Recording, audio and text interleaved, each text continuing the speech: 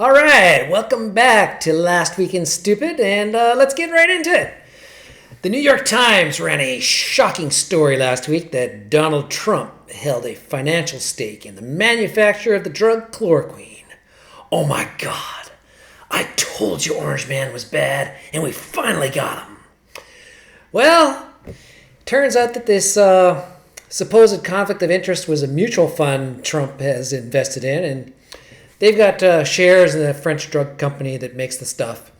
And someone ran the numbers, and it turns out that Trump's stake in the company is about $100. Oh, but wait, it gets better.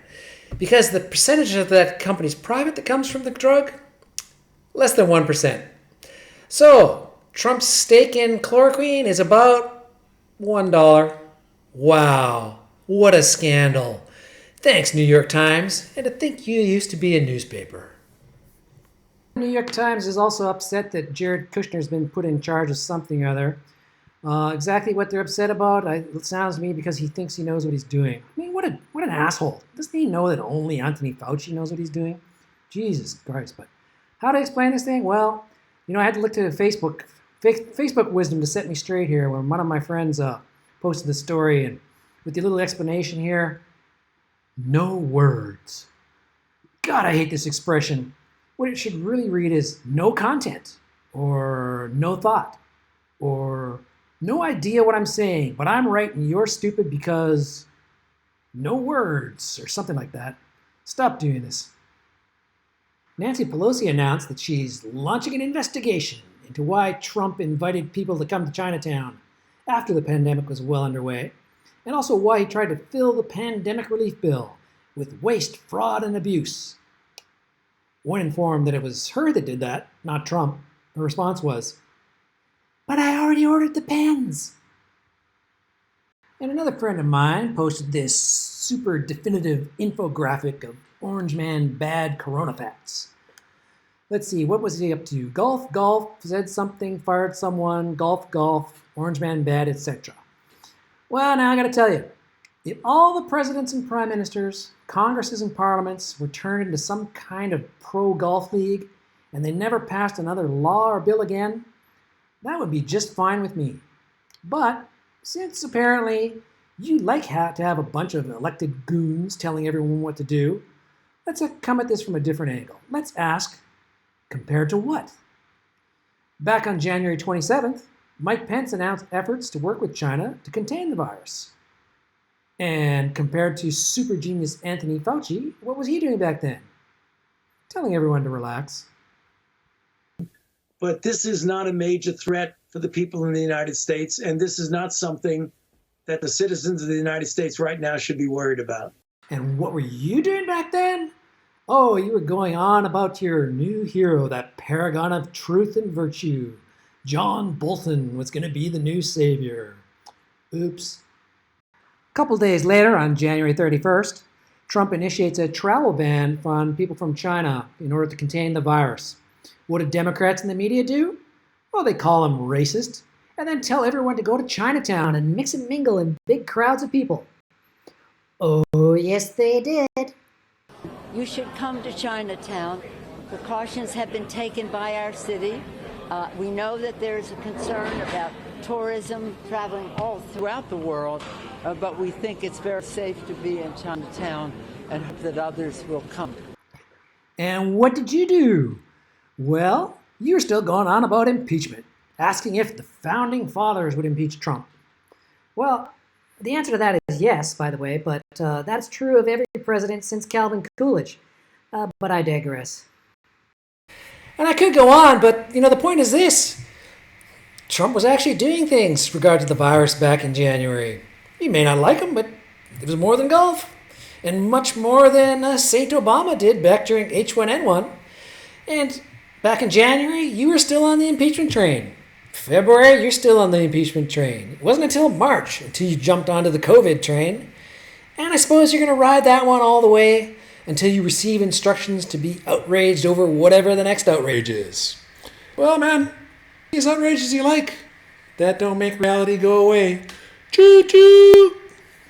Well, not to be too one-sided, so now I'll pick on some Trumpsters, including Donald Trump Jr. and attack dog Matt Gaetz, who posted this fictional retelling of the corona narrative. Let's see, what do you got here? Dems. Listen to scientists, not Trump. Scientists. 2.2 million could die. Trump. Take action, saves lives. Scientists. Now, way fewer will die. Dems. Investigate Trump. All right, there's a sort of a truthiness to that, but it's still retarded. You know, if the implication here is that Donald Trump's wise actions have resulted in saving whatever reduction from 2.2 million deaths it turns out to be, well, then that's just stupid. There's no way of knowing what action saved what, or how the retarded original projection of 2.2 million was close to reality. Seriously, if you want to fight the Dems, don't do it by being retarded. They're going to beat you every time with sheer experience. Speaking of questionable math skills, Bloomberg is reporting that 99% of Italian fatalities had some other disease besides coronavirus. Now, this raises the question of what the people actually died from. What was included in counting up these statistics? But of course, Bloomberg doesn't ask that question. Instead, it just implies that anyone who asks is a conspiracy theorist. Even Anthony Fauci got in on this conspiracy theory denialist accusation in a recent interview when he said that there is no evidence of COVID death numbers being inflated. Here he is.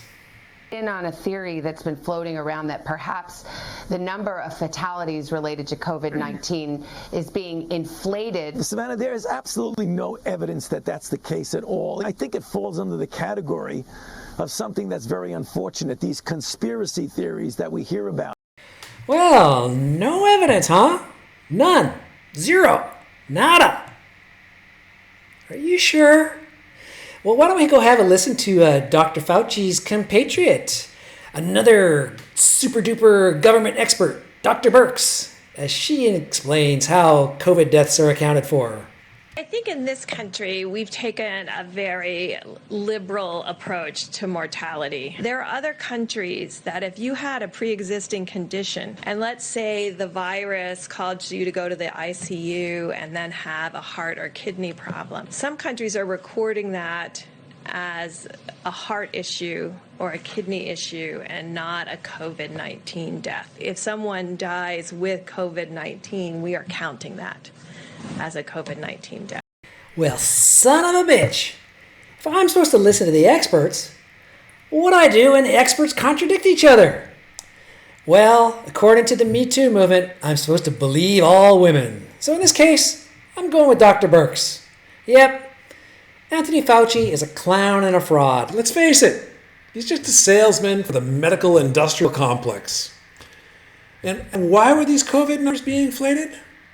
Well, just when you thought government couldn't make the problem any worse, here we go. Well, it turns out the government, that is to say, you, are giving hospitals $13,000 for every COVID diagnosis. And $39,000 for every patient put on a ventilator. Well, hot damn! More hospitals, more beds, more ventilators. Get them some bitches in here. There's gold in them thar COVIDs. Don't even test the people. Just check the box and you get paid. Cha-ching! Meanwhile, in Pattaya, where I happen to live, here I am going about my stupid life. So here I am wearing my mask like a good little boy. Why am I wearing this mask? Is it because I'm afraid of coronavirus? No, that's not it. I'm wearing it because I've heard there's a fine for not wearing one, like this guy might get over here. And I'm also worried that there's lunatics who are so afraid of this goddamn virus that they're threatening violence against people who don't wear masks. So I'm afraid of lunatics. So basically that's it. I'm wearing this mask because I'm afraid of lunatics, not because of the virus. That's where we're at. Ruled by lunatics. As you can tell, I'm not very happy about it. Yes, all of Thailand's gone insane with COVID mania. In the past 3 months, Thailand has had a grand total of 40 reported COVID deaths. And who knows if those were even from COVID. And yet, the whole country's on lockdown and with a 10 p.m. curfew. Yep, the cops will get a ticket if they see you out after 10 p.m. Why? Who knows? Because COVID is a special night virus that only works after 10 p.m.? I give up. I'll just do what I gotta do. Well, the mayor of Chicago was lecturing the public on the need to stay home and not have non-essential things like getting their hair done. Well, what happened next? Yep, you guessed it. The mayor went out and got her hair done, and there's a photo of her on social media. Yes, it was essential for her, but not for you. Well, Bernie Sanders finally dropped out of the presidential race, but not before collecting around $95 million in donations. Where did the money go? Well, it sure as hell didn't go to being redistributed to those in need. Welcome to democratic socialism, dummies. No refunds. Well, despite their best efforts to get those COVID numbers up for that sweet Corona cash, the estimates keep going down. Remember that Imperial College model that freaked everyone out when it predicted 40 million worldwide deaths, including 2.2 million in the USA? Well, that's since been downgraded to 200,000, and then to 80,000, and now to 60,000. You know, it's a number roughly comparable to a bad flu season. And who said way back when that this would be like the flu? That's right. Orange man not bad. Orange man good. According to the CDC, the total number of deaths is lower in 2020 for this time period than in the previous 3 years. Let me repeat that. It's lower this year than before. Now, how can that be when Facebook wizards like Gina the Genius are posting amazing infographics like this? My goodness, look at all those additional COVID-19 deaths. But I got a question. If the number of deaths from other causes is about average, and then there's all these supposed COVID deaths on top of them, then why has the total number of deaths gone down and not way up dramatically? It doesn't make sense. And in the immortal words of Judge Judy, if it doesn't make sense, it isn't true. There's some kind of funny business going on here, and I'll leave it up to you to figure out what it is, or not figure out what it is, as the case may be. Well, Donald Trump got in a bunch of spats with several reporters this week, including, of course, Jim Acosta, and he called some other guy a third-rate reporter and told him that he'd never make it. It's all very stupid, but I want to review one particular question. Let's have a listen. General this morning was talking about the coming week being among the hardest and saddest weeks of our lives. He was talking about this being our Pearl Harbor, our 9/11 moment. You all are talking about glimmers of hope and stabilization. How are the American people supposed to bridge those different descriptions that they're getting from this administration? I don't think they're so different. Yeah, Trump, geez. Don't you know, when times are tough, you're not supposed to give people hope.